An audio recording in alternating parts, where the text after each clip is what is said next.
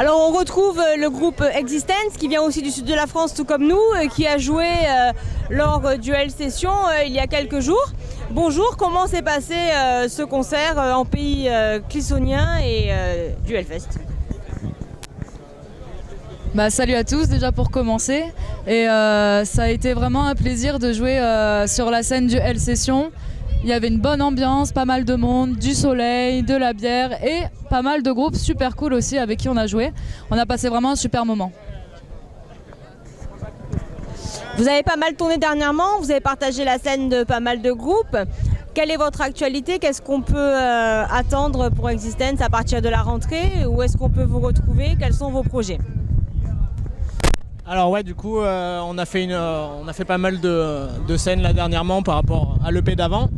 Là, on va faire une petite pause pour les concerts, pour préparer l'album. On se met à l'enregistrement dès cet été là. Et on peut espérer la sortie pour 2019, normalement, si tout se passe comme prévu. Et donc voilà, après tout viendra à ce moment-là, la promo pour l'album, tout ça, et voilà. Comment se passe la composition et qu'est-ce que vous pourriez nous dévoiler, sans bien évidemment dévoiler l'essence de cet album, mais qu'est-ce qu'on pourrait se mettre un petit peu sous la dent pour attendre cette nouvelle sortie? Alors, ce qu'on peut vous dire pour le moment, c'est qu'on a essayé d'aller un petit peu plus profondément dans le style qu'on recherche. On a vraiment essayé de trouver une bonne personnalité à cet album qui est à la fois un peu plus violent que notre EP actuellement, mais aussi planant, avec des moments, avec des voix longues, intenses, et en même temps beaucoup plus de moments péchus. Voilà, on va dire que la direction est plutôt bien trouvée. Ensuite, qu'est-ce que je pourrais dire de plus? T'en penses quoi? Dis-moi, parle de la composition vu que c'est toi qui fais. Ah ouais, pour la compo, du coup, ce qu'on a fait, c'est que je fais en fait des démos à la base. Après, on se voit avec tout le groupe, on les joue déjà pour voir comment ça rend, comment ça se passe.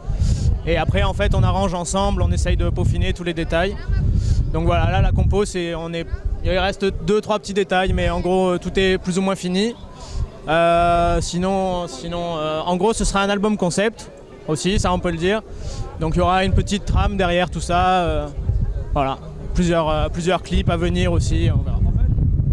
Et donc, quelle a été votre principale source d'inspiration ou le thème majeur de cet album, justement, puisque tu dis que c'est un album concept? Je commence.